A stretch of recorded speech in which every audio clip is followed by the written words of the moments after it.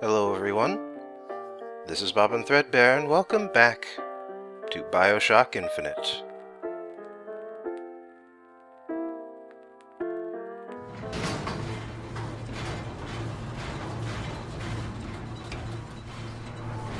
You must think me some sort of freak. A girl who can bring dead men back to life.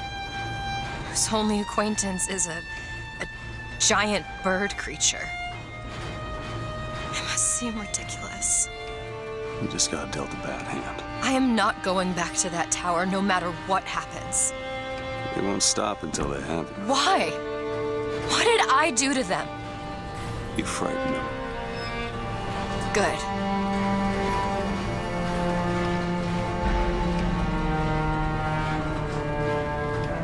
This is what they want, brothers. To keep you so hungry, you can't speak but to beg. To keep you so ignorant, you can't think of solutions to all your problems. To keep you chasing that almighty silver eagle so you can buy everything they're selling to keep you down, brothers. But Daisy Fitzroy says there's another way coming real soon. You know, the whole consumer economy as a way of keeping the lower classes down, that didn't really apply just as of yet. These people are like this because of Fink? Maybe Daisy's right. Maybe she should pay him back for all of this. Not before she pays us. We're here for guns and then the airship. I mean, when you can't afford a doctor, when you can't afford food, then you're not going to be buying any nice little pretty objects. You're not going to be buying guns. Back it up, Skell. Sorry, buddy, but I need that infusion. Leave it!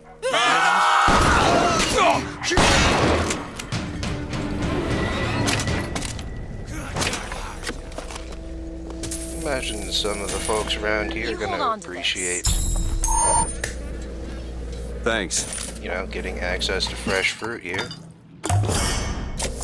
So I'll leave it for No them. reprieve for you. Just steal the cotton candy for myself. Brothers! Not bullying your way out of this. I seem to recall that those guys would get mad at you if you went into that little side room too. Really, they just like getting angry. Finish yourself. But anyway, yeah, so... Heads up! Oh, hello. Privileged specimen.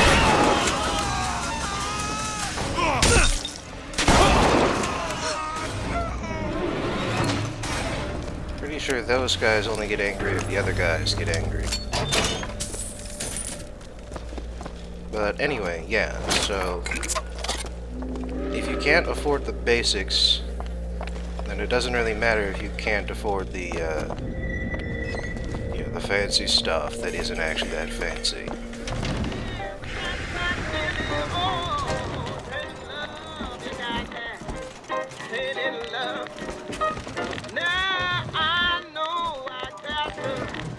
Run away, I got to get away. You don't really want it anymore from me. To make things right, you need someone to hold you tight. Oh, I can afford one of these now. Might as well get the And you Devil's think Kiss I aid. need to pray. Baby, I'm sorry, I don't pray that way. Okay, I don't think he wants to be going behind the counter, so I'll just leave it to him. This kind of love you give, I give you all I got. Take my tears and touch it on. You know, I think you're supposed to use darts and not knives, because they can't afford darts in this bar.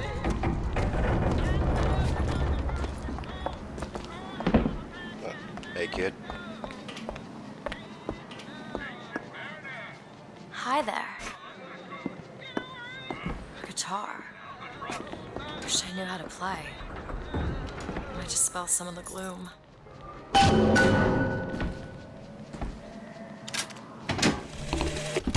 When you force deep underground, well, you see things from the bottom up. And down at the bottom of the city, I saw a fire burning. The fire's got heat aplenty, but it ain't got no mouth. Daisy. Now she got herself a mouth big enough for all the fires in Columbia. So I may have forgotten that I had got a repeater in the last video. Whoops.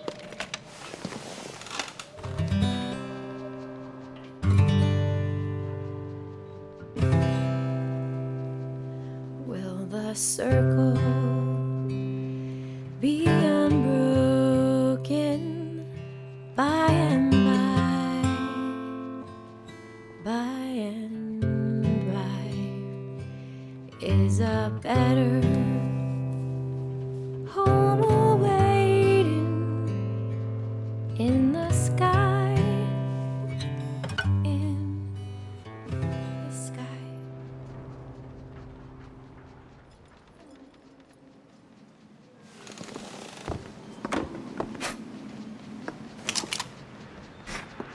Now that was nice. You know, I've heard some folks complaining about how we go from, you know, loud, angry fighting to these quiet moments like that. But, well, how can you say what you've lost unless you see it for yourself?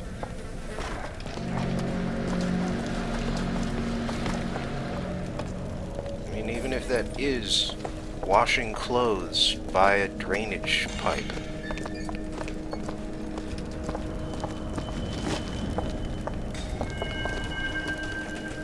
Even if it is just a quiet moment by a barrel fire. Hurry up! There's a tear over there. Hit it harder! Hit it harder! Barely making a goddamn dent. I'm hungry, Bill. Elizabeth! Okay. Food! Out of my way!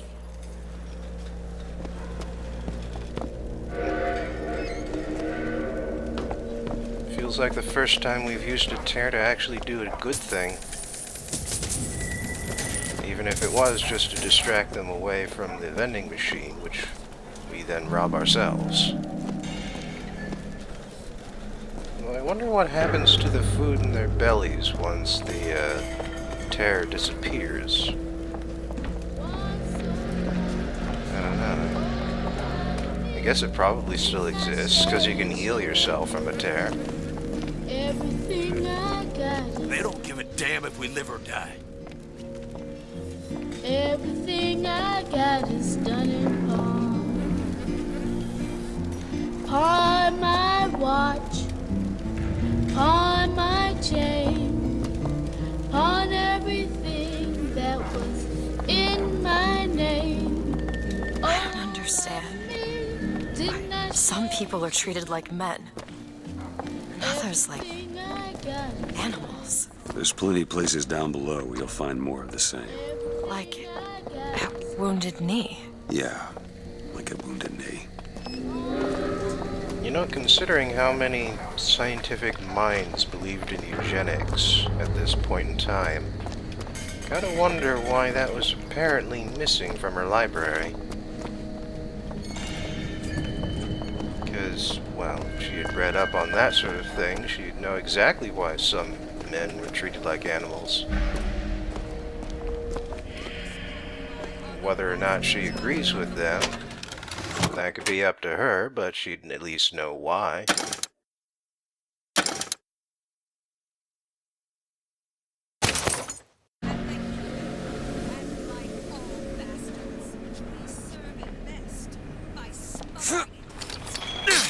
Go on without me. Booker, there's the impound. We're gonna have to get through an army to get those tools. We squashed that gunsmith like a bug and took his tools for our own. Make no mistake, soldiers. The box and weapons go together like fire and gunpowder. One spark, and we'll have a blaze we cannot control. Whoops, that was a rotten pear.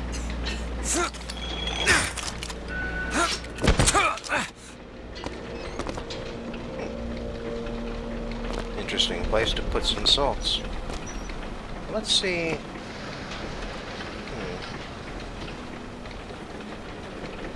Looks like I can't get anywhere else from here.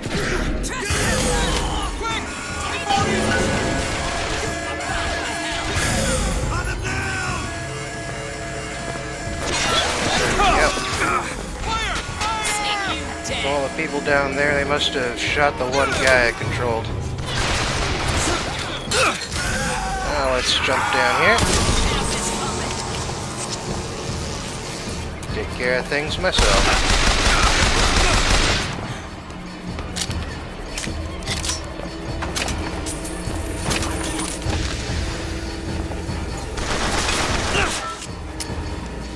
Where are you? Almost invisible over there.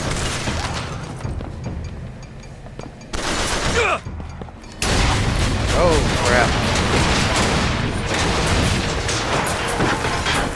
Guess that's what I get for angering those things.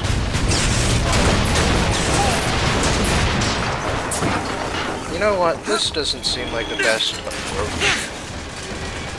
Not the best location to attack the giant asteroids from. So I figure, you know, go off to one side here. Go ahead! On it! Maybe set up some rockets and fire at the things. Although that didn't last very long. And now I got an angle on just one of them.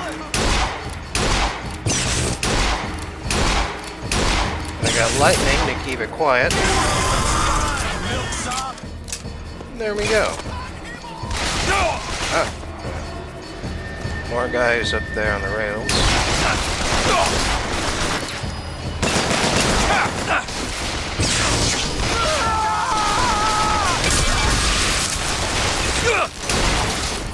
Man, they're all coming at me now. Great! Man, she's got quite the arm.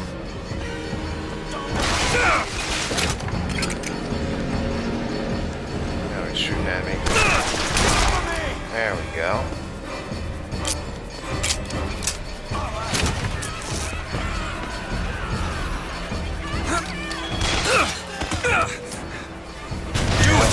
Now! Got some more people shooting at me here. That's not too hard to take care of, but what the hell? Is that what I look like when I'm trying to jump from one rail to another? Man, these idiots. Trying to jump at me like that. Not the best plan on their part.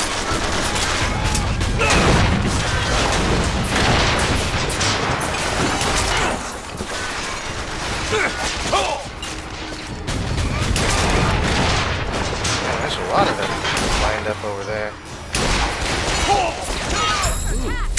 Thanks! That helped. Man! How many melee army guys are there around here?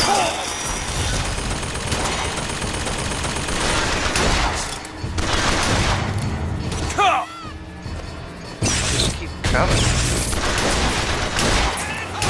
I really should deal with this other defense turret while I've still got the ammunition. There we go. I guess I'll start with the repeater for the rest of this.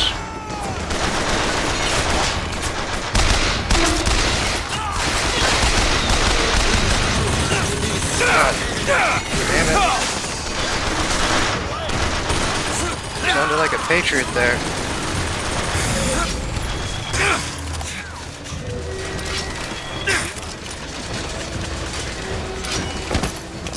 What the hell? Bigger than a bear trap. Well, Fitzroy, you got a little cunning in you, if nothing else. Dropped a couple grizzly traps around the lines up here. Idea was to bleed one of your couriers till he gave you up. That one, now! Except, of course, you're using kids now. Now I got this tiny Indian boy eyeballing me. Tried to take his leg off.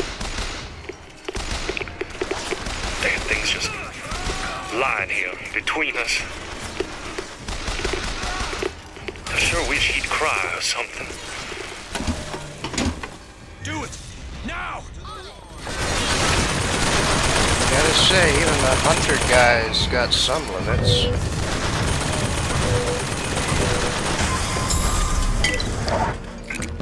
Guess that must be Go ahead! that's something.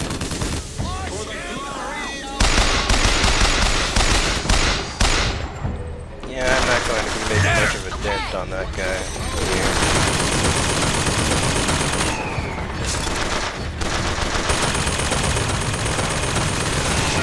Wish I had some ammunition. Look at all the folks down here. Of course, I don't imagine, just jumping in on them was the best idea. Booker, don't die! Man, she must be really dedicated to grab me from where I fell off the edge. Whoops. Well, on the plus side, dying does give me a little ammunition. So that actually helps me out. Yes, thank you, Elizabeth, but I knew about the Patriot.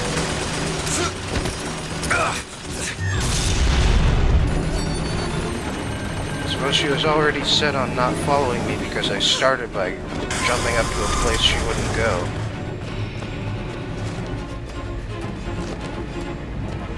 Man, these rocket turrets just aren't that durable.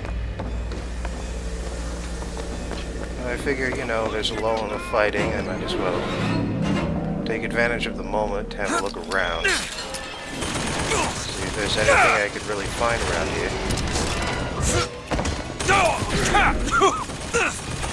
Maybe take over a turret or two. Now! Alright! And my enemies take care of each other. The Lord judges. And they really want me to have an RPG at this point, don't they?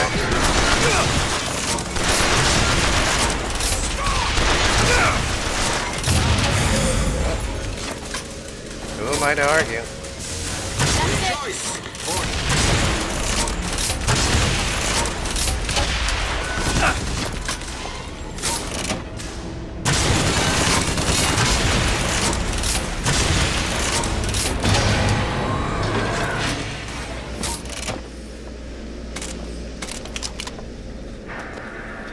I think that did it.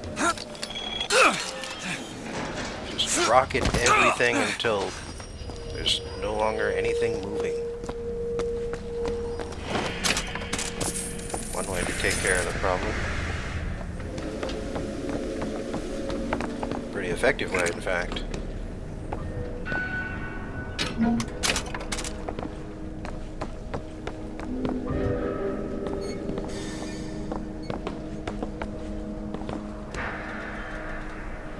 I think that's about it. So now it's time to enter. Think you can pick this? On it. Well, now it's time to pick the lock. Next, it's time to Got it. enter the bull pit, or whatever it's called. Alright, so back to the trade unions and class warfare stuff. Today for History Corner, I'll discuss the political situation of the United States 100 years ago, and I'll try to explain how it is that the party which prosecuted a war in favor of federalism and anti-slavery is today the party of states' rights and barely concealed racism. 100 years of Red Rover. In case you haven't heard of the children's game Red Rover, let me start with a little explanation. Two sets of people line up across from each other and hold hands. Someone in Team A calls for someone in Team B to come over, and that person has to charge at a pair of hands and try to break their hold. If they succeed, they go back to Team B and can bring along one of the two people they ran into. If they fail, they have to join Team A. After that, it's Team B's turn. This is essentially how our political parties switched sides over the course of 100 years, roughly between 1860 and 1960. In order to win votes, the parties courted various demographics, even as the demographics themselves were changing.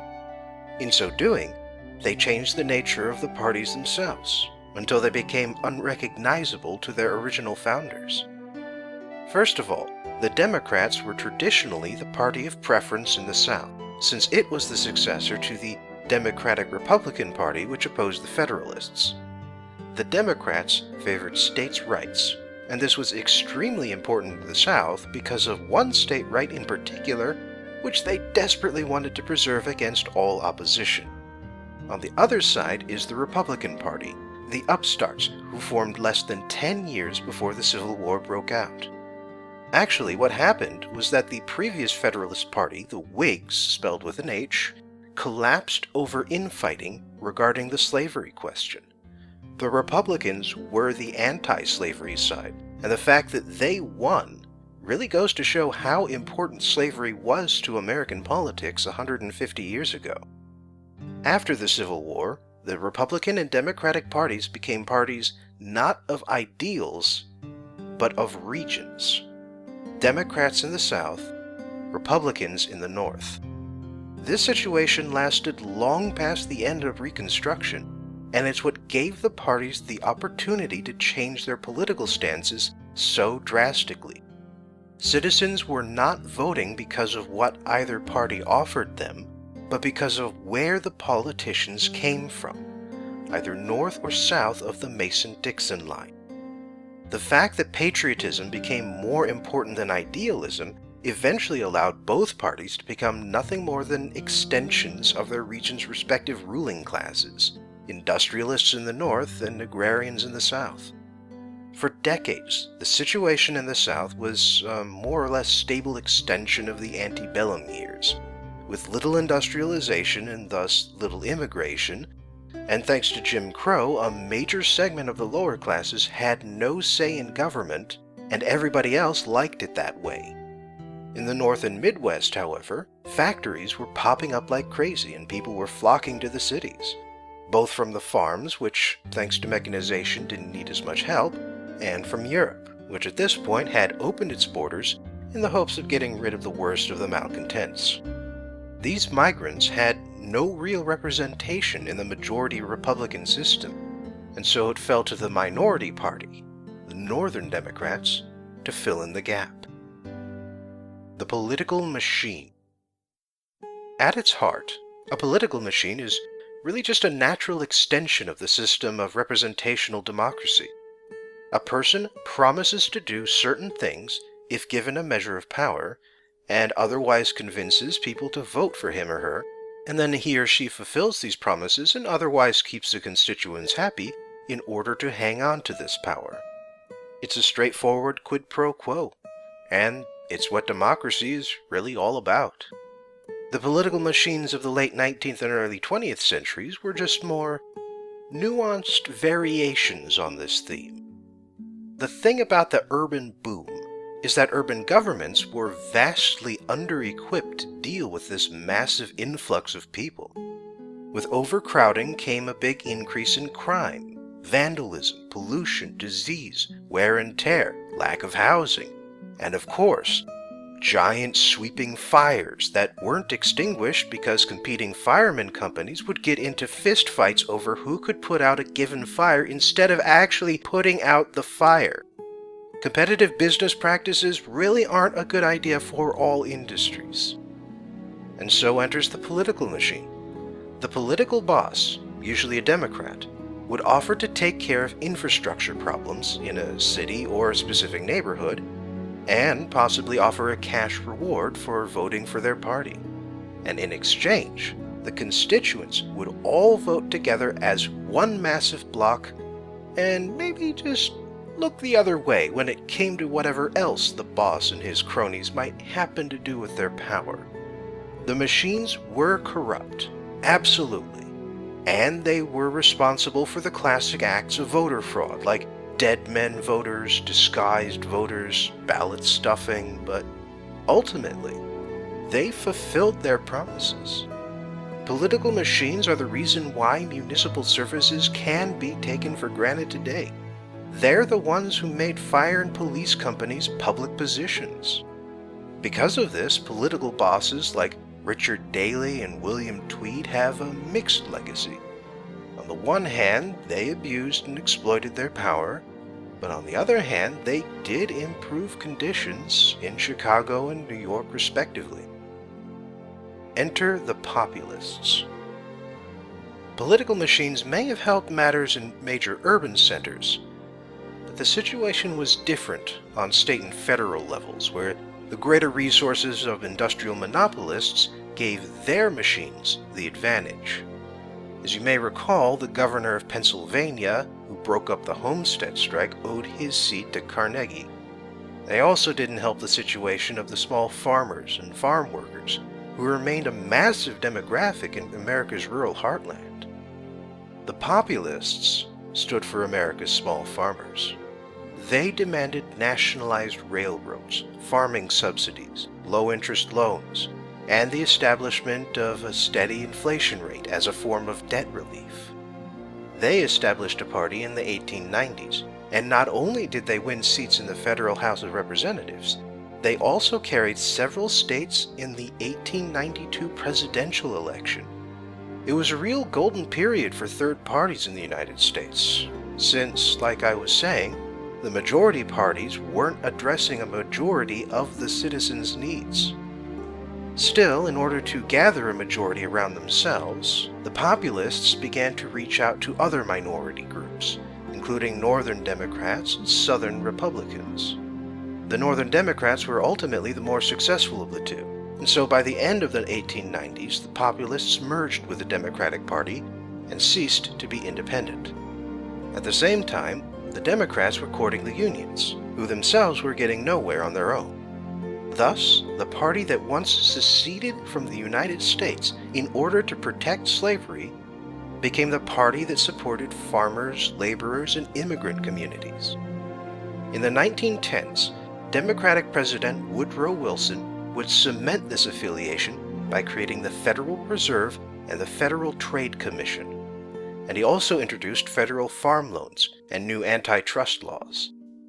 Later on, FDR would take advantage of the Republicans' spectacular failure in causing the Great Depression to implement the New Deal, a system of laws which would serve to regulate the banks and the markets and benefit farmers, laborers, and the rest of the working classes. He also passed the National Labor Relations Act, which outlawed union harassment. However, the Democrats still weren't terribly big supporters of women or black Americans, since they were still the conservative ruling party in the South. That would only begin to change once women's suffrage became inevitable after World War I, and at that point both parties tried to take credit. The final switch wouldn't take place until the 1960s, thanks to a combination of the Civil Rights Movement and Nixon's Southern strategy. President John Fitzgerald Kennedy, who was our first minority president and whose name was once as problematic as Barack Hussein Obama, was publicly in favor of black American civil rights. And his successor, Lyndon Johnson, would only get the Civil Rights and Voting Rights Acts through Congress after a divisive struggle between Northern and Southern Democrats. Richard Nixon took this opportunity to win the South by appealing to conservatives and racists and convincing them to switch to the Republican Party. And that, more or less, is how we got to where we are today. Personal thoughts. One advantage of being a student of history is in finding the patterns which seem to recur time and time again. For instance, the United States seems to be destined to fall into an internal crisis every 50 years or so. 250 years ago, it was the Revolutionary War, which was about deciding our right to self-rule.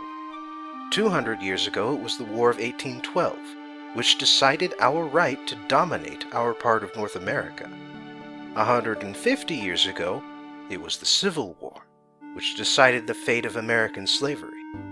100 years ago, it was about workers' rights and giving the vote to women and European immigrants. 50 years ago, Black Americans began seriously asserting their political rights. And now, well, it's hard to say, standing right in the middle of the struggle. There are a lot of forces at work. Growing international trade and global industrialization, the blossoming of the information age, a new industrial revolution coming around the corner, the hostile takeover of the American right by fringe groups, the Second Gilded Age and the Occupy movement, and even the meteoric rise of the LGBT movement. It's hard to say who's going to win out, but if history is any indication, it's not going to be the status quo. Another pattern I've noticed involves the Tea Party movement. That group has shown up at least twice before. A far-right organization with strong nationalism and anti-immigrant sentiments takes over the national conversation for several years, but ultimately accomplishes nothing of note. The first time was the Know Nothing Party, which lasted from 1845 to 1860. The second time was the Second KKK, which began in 1915 and started its major decline in 1925. And now we've got the Tea Party. So if I were to hazard a prediction, I'd say we've got another 4 years to go before they seriously start to fall apart, and then by 2024, membership will be limited to the fringe groups who started this nonsense. It's a heartening thought, or at least it is to me. Oh yeah, and there's one other example I like to use which goes to show how the Republicans and Democrats are really just alliance blocks of convenience rather than a single consistent ideology. So, the Republican Party wants to keep illegal immigrants out and treat the ones here rather harshly, but the Democrats prefer a path to citizenship approach. On the other hand, the Democratic Party hates free trade agreements, while the Republicans clamor for them. But really now, what's the net result in either case? Foreigners getting American jobs, the wealthy elite gaining power, and the American worker losing ground. It'll happen whether the foreigners come here or remain overseas. But the thing is, all the racist nationalists are in one party, and all the unions are in the other. Thanks for joining me again in History Corner, and I hope I'll see you soon.